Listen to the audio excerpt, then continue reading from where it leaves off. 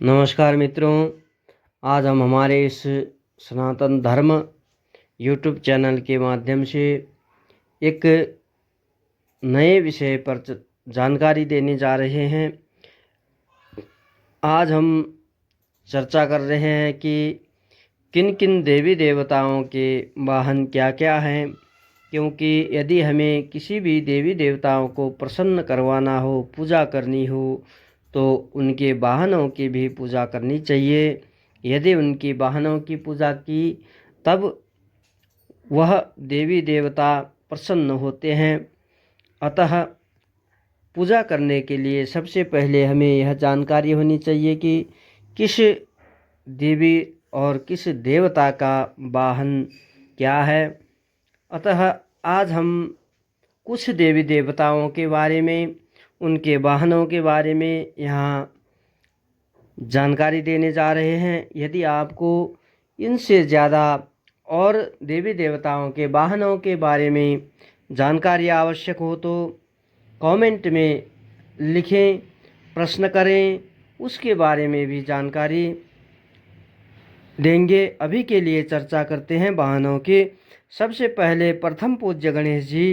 गणेश जी का वाहन है मूषक, अतः हमें मूषक की पूजा भी करनी चाहिए गणेश जी की पूजा में।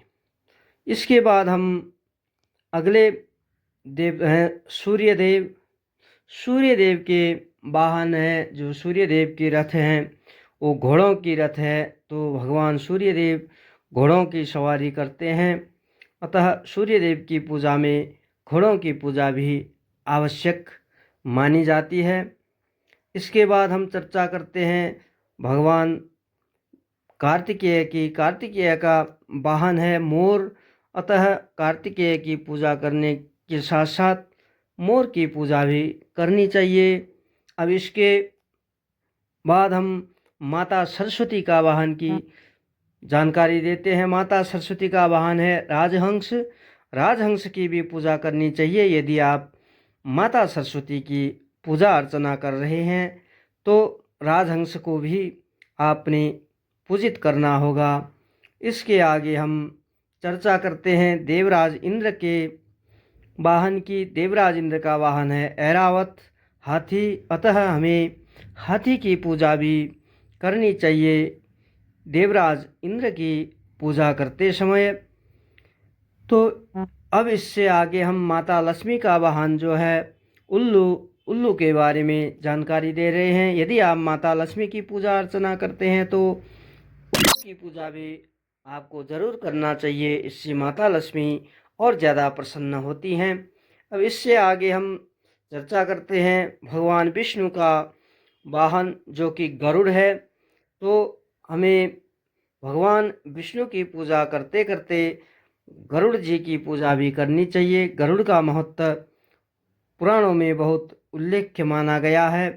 अब इससे आगे हम चर्चा करते हैं ब्रह्मदेव की सवारी। ब्रह्मदेव का वाहन जो है हंस माना जाता है, तो ब्रह्मदेव की पूजा के समय हंस का भी पूजा अर्चना करना चाहिए। इससे ब्रह्मदेव प्रसन्न हो जाते हैं। अब इससे आगे माता दुर्गा की बात करते हैं। माता दुर्गा का वाहन है शेर, तो हमें शेर की पूजा भी करनी चाहिए। विशेषतः माता दुर्गा की पूजा में अभी नवरात्र चल रहे हैं, तो हमें दुर्गा माता के साथ साथ शेर की पूजा भी करनी होती है। अब इसके साथ भगवान भोलेनाथ के जो सवारी है वो नंदी हैं, तो नंदी की पूजा भी हमें करनी चाहिए भगवान भोलेनाथ की पूजा के साथ साथ।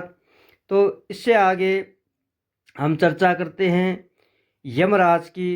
यमराज का जो है वाहन नर भैंसा माना जाता है, तो यदि यमराज को प्रसन्न करवाना है तो नर भैंसा जो है उसकी पूजा भी हमें करनी चाहिए।